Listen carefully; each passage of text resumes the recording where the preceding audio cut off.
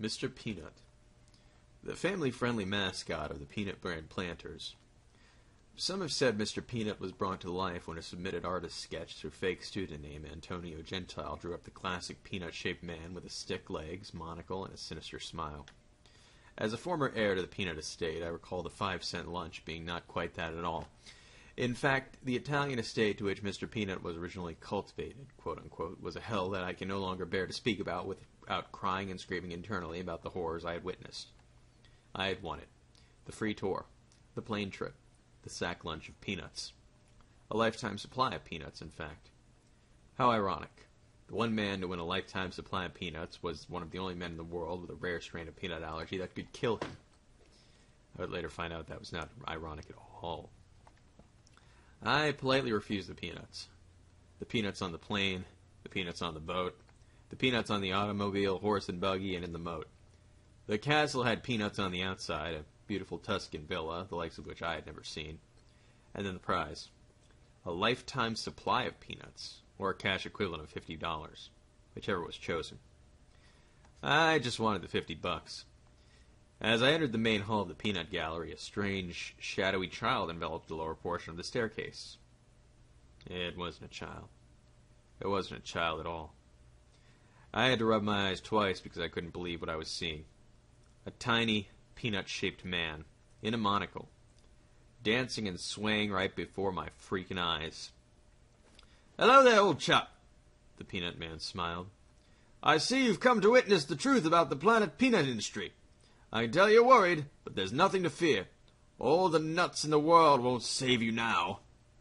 He smiled and led us into the gallery, and the others on the tour were becoming increasingly anxious and scared. He led us into a room full of empty glass cases and stepped into each. "Here I am in the 1910s, he said. "Here I am in the 1920s. He moved from case to case, not changing at all. "Years ago I was the victim of an ancient druid spell that—" I started to leave, but two large, burly security guards wearing peanut vests forced me back into the line. "And it's only by drinking the blood of innocent men such as yourself that I'm able to retain my youthful peanut glow." The tiny peanut man ran his tongue across my arm. "Salty," he whispered. This was disgusting. I pushed him away, and he struck me with a cane. "Didn't your mother teach you manners, old chap? Or is the peanut man with the peanut plan going to have to abduct you in his peanut van?" What the hell was going on? Indeed, I could see a van outside the Tuscan villa revved and ready to go. "Now finish the tour, get your goddamn sack of peanuts, and witness the horror of a man trapped in his own peanut shell hell for all eternity." Mr. Peanut began to cry, and I felt sympathy for him. But then he struck me with a cane again. "Weakness is not very becoming for the Planters' Company, old chap," he said. That was the third frickin' time he had called me old chap. I was starting to get sick. He led us into the banquet hall to conclude the tour. "And now, to conclude your reward, a lifetime supply of peanuts or $50, whichever you select." I chose the $50.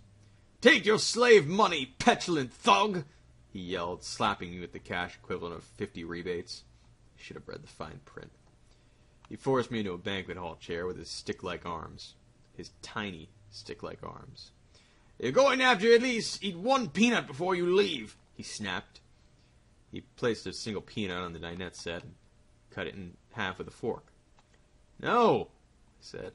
"I have a peanut allergy. I'll swell up like a balloon." Some other man, who I never mentioned, began to yell. "I have a peanut allergy, too. We all have goddamn peanut allergies. What kind of sick joke is this?" "The kind that ends with a bang." Mr. Peanut took out a gun and shot him point blank in the head. He slumped over, dead. "The Mr. Peanut murder mystery is finally coming to a close," Mr. Peanut said to himself. Mr. Peanut began loading an elephant gun. I ate the peanut. It was a rash, some light tingling, a swelling sensation, a generally feeling that I wasn't all there, but it went away. And when it did, I had $50 worth of free Planters coupons. "Take your blood money," I yelled fiercely.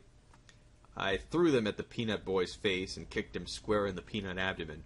He flew like a soccer ball across the dining room, out the window, and landed in the Atlantic Ocean. Thankfully for him, peanuts are their own flotation device. Dear boy, the cooling ocean waves are only flavoring me for the planters in the Atlantic line of salted snacks. You nutsack. Indeed, you can't win with Mr. Peanut. He's been mailing me letters to come back to the estate so he can murder me, but I won't go. I'm a little afraid, a little ashamed, a little angry. Some say if you listen carefully at night, you can hear Mr. Peanut at your window, tapping his cane, doing a little dance. You may think it's an alien or a baby alien, but no, it's a Peanut Man. It's the Peanut Man. That goddamn peanut-shaped man. And he won't leave me alone.